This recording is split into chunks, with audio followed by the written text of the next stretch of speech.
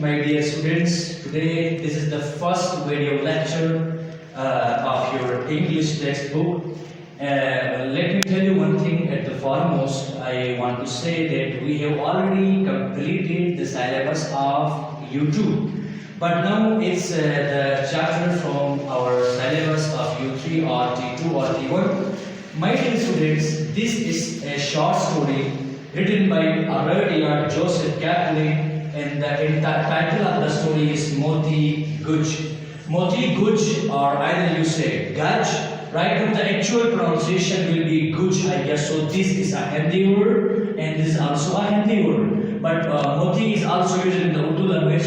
So I just want to keep you in some sort of suspense in order to make the story interesting. Right now, what is it? We don't know. The chapter reads again, Moti Gaj, mutineer. Dear students, you might have heard the word mutiny. Mutiny. Mutiny का मतलब होता है, बेटा मैं जरा उर्दू बताता हूँ, rebel करना. रिबेल करना यानी बगावत करना. बगावत करने का से क्या मतलब है, थोड़ा समझाऊंगा आपको. फॉर एग्जाम्पल, एक सोसाइटी के अंदर एक सिस्टम चलता है. उस सिस्टम में अगर वो लोग जो गवर्नमेंट को रन करते हैं, अगर उस गवर्नमेंट ने किसी खास सोसाइटी को लेकर या एक खास तबके के लोगों को लेकर अगर उस सोसाइटी के अथॉरिटीज ने अगर एपार्थाइड या डिस्क्रिमिनेशन या एक किस्म का हम कहें प्रीजुडिस या बियास का मुजाहिरा किया, यानी तासुब रंग नस्ल को लेकर या भेदभाव किया या उनको अपने हुकूक से महरूम किया, जो उनके राइट से उनसे महरूम किया, डिप्रीव्ड देम और बेरिफ्ड them of their fundamental rights. उस सूरत में वो जो कम्युनिटी जो महरूम हो चुकी है वो हुकूमत के वक्त के खिलाफ बगावत करती है, यानी हुकूमत के खिलाफ कोई प्रोटेस्ट करती है, डिमॉन्स्ट्रेशन करती है, अपना सेटायर और रिसेंटमेंट दिखाती है. डियर स्टूडेंट्स, उस अमल का नाम है म्यूटिनी, अंग्रेजी में बगावत. तो म्यूटिनियर का मतलब होता है वो जो बगावत करता है, यानी जिस सोसाइटी के लोगों ने अपने हुकूक की महरूमी को लेकर हुकूमत के खिलाफ आवाज उठाया, उन लोगों को हम बागी कहते हैं. तो यहाँ हम समझेंगे मोती गुज जो कि म्यूटिनियर है यानी बागी है, उसके मुताल्लिक आप पढ़ने वाले हैं. कहानी काफी इंटरेस्टिंग है. तो without further edu I am going to begin the story. Once upon a time there was a coffee planter in India who wished to clear some forest land for coffee planting. एक दफा का जिक्र है, हिंदुस्तान के किसी शहर में किसी जगह में कॉफी का ज़राअत करने वाला था. कॉफी जैसे कि आप ये जानते हैं, प्लांटर का मतलब होता है जो ज़राअत करता हो, ज़राअत करने वाला. अगर ज़राअत नहीं समझते तो मतलब आप खेती बाड़ी, फॉर एग्जाम्पल खेती बाड़ी आप जानते होंगे, ये जो कॉफी को प्लांट करना चाहता था एक आदमी, इसलिए जो कि उसके पास खेत वेत ज्यादा मौजूद नहीं थे, लिहाजा पूरे जंगल की कटाई उसने शुरू की और एक जंगल उस स्क्वायर किलोमीटर का दिखाने है क्लियर किया उसने. When he had cut down all the trees, the stumps still remained. जब उसने सारे दरख्तों को काट दिया तो दरख्तों का जो एंड वाला पोर्शन है, जहाँ दरख्तों के जो रूट्स होते हैं बेटा, रूट्स के बाद आगे जो थोड़ा सा निकला हुआ एक गुछ नजर आता है आपको, इस पूरे एरिया को अंग्रेजी में स्टम्प कहते हैं. फॉर एग्जाम्पल, आपने ये मुशाहिदा किया हो तो जब आपके वालिदैन जब सर्दियों की लकड़ियों की खातिर या किसी सफेदे को अपने घरों के रूफ को लगाने के लिए काटते हैं तो उसका एंड वाला पोर्शन, सबसे बॉटम वाला पोर्शन रखते हैं. Bottom part of a tree is called stump. Bottom part of a tree, bottom part of a tree, एक दरख्त का सबसे निचला वाला जो पोर्शन है ना, उसे बेटा स्टम्प कहते हैं. तो जो कि दरख्तें तो उसने ऊपर से काट दिया, लेकिन उस जंगल में सारी दरख्तों का जो बॉटम पार्ट था वो रह गया.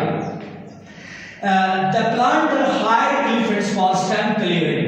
हम जानते हैं हाथी जो कि एक ताकतवर मखलूक है, वो बड़ी बड़ी चट्टानों को अपने फोर्स से यहाँ से वहाँ हिला सकता है जोर लगाकर.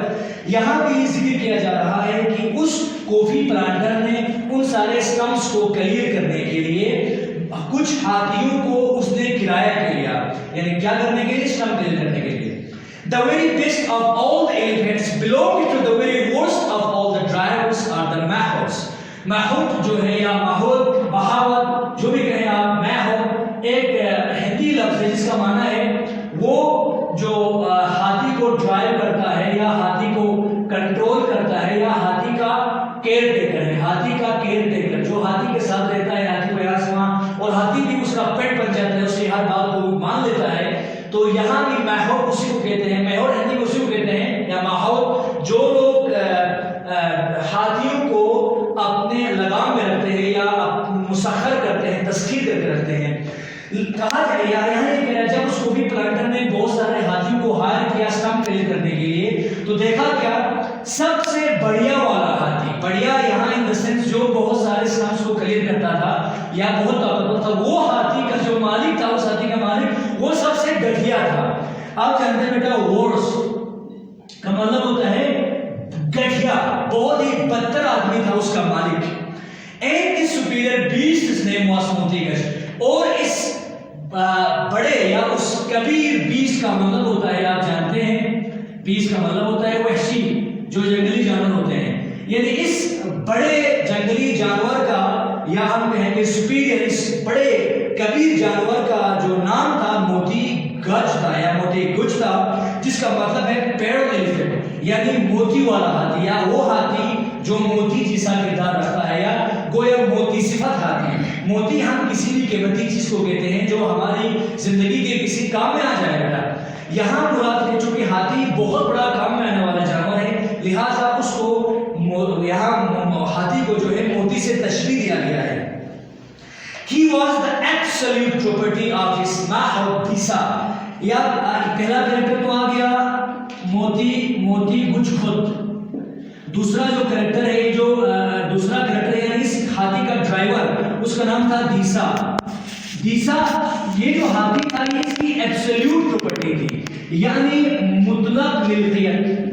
مطلق ملکیت کا مطلب ہوتا ہے یہ جو ہاتھی تھا صرف اسی کا تھا، یعنی کسی اور کا شیئر میں لیا ہوا نہیں تھا بلکہ خود اسی کا تھا.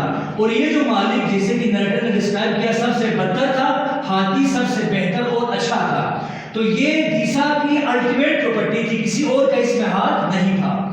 دیسا کا تھوڑا کریکٹر ڈسکرائب کیا جا رہا ہے. ہاتھی کا تو بتایا گیا کہ یہ سپیریئر بیسٹ تھا، سب سے اچھا تھا. دیسا جو دوسرا کریکٹر اس کہانی کا واز اے فالش ڈرنکرڈ. جو دیسا تھا وہ ایک بدترین بیوقوف شرابی آدمی تھا. When he had made much money through the strength of his elephant, he would get extremely drunk and give Moti Gaj a beating with a 10 peck or the tender nails of the forehead. یہ دیسا اتنا ظالم تھا، اپنا پالتو ہاتھی جو اس کے لیے کما کے دے رہا تھا، بڑے بڑے کام کر رہا تھا، اسٹمپس کلیئر کرتا تھا کمانے کے لیے، اور یہ شرابی جب ہاتھی کی محنت کے ذریعے بہت پیسے کماتا تھا تو کرتا کیا تھا، یہ بیوقوف شراب خانے میں جا کے بہت زیادہ شراب پیتا تھا. شراب پی کے آنے کے بعد یہ ظالم کیا کرتا تھا، ایک ٹینٹ پیک سے، بیٹا پیک تو آپ جانتے ہیں کسی ہک کو کہتے ہیں، کیل کو کہتے ہیں جو آپ دیوار پر اس طرح سے گھساتے ہو تاکہ کسی چیز کو آپ ہینگ کرو. ٹینٹ پیک کا مطلب ہوتا ہے وہ چھوٹی سی لکڑی یا وہ چھوٹے سا میٹل راڈ جو عموماً ٹینٹ کو زمین کے ساتھ فاسٹ شو کرنے کے لیے، ٹائٹ رکھنے کے لیے استعمال کرتے ہیں. آپ نے دیکھا ہوگا جب یہاں تنبو کنار جب بچھائے جاتے ہیں تو ان کی وہاں کچھ کیلیں ہوتی ہے. تنبو کی وہ کیلیں وہ کبھی لکڑی کی بنی ہو سکتی ہے وہ کیلیں، یا ہو سکتا ہے وہ جو کیلیں ہیں میٹل کی بنی ہو، وہ ان کیلوں کو ٹینٹ کہتے ہیں. تو پھر یہ شرابی ہاتھی کی محنت سے کما کے خوب کھانے کے بعد شراب پیتا تھا. شراب پینے کے شراب کے اسی نشے میں یہ ظالم ایک تنبو کنات میں استعمال ہونے والے میٹل کی لکڑی سے اس بیچارے ہاتھی کے سامنے والے پیروں کے نیلز پر مارتا تھا. ہم جانتے ہیں نیل جو ہے delicate part of the body ہے جس پہ معمولی ٹچ سے بھی وہاں پین ہوتا ہے. تو مائی ڈیئر اسٹوڈنٹس، بس اس کے ساتھ میں آج یہیں تک اختتام کرتا ہوں، اور from tomorrow onwards inshallah we will try to read more paragraphs. You just don't worry. And as far as the homework is concerned, I have already told you before it کہ جتنے سوالات آپ کو یہاں سے کرنے آتے ہیں you just do it. اگر نہیں بھی آتے، اور ایک خاص بات، اس پورے جو پیراگراف میں نے سمجھایا، کوئی لائن، کوئی ورڈ یا کوئی ایک فریز سمجھ میں نہیں آتا ہے تو بلا درے کسی بھی وقت مجھے فون کر کے پوچھے بیٹا، یہ آپ کی ذمہ داری ہے. اینڈ آئی ہوپ کہ آپ نے سمجھا ہوگا. اس ویڈیو کو کم سے کم 2-3 بار دیکھو تاکہ آپ کو سمجھ میں آ جائے. Sorry I forgot to tell you the page number. It's page number 91 of your book. the textbook of English for class 9. So with this, I am gonna finish my peak. Don't forget to see the video again and again. Okay.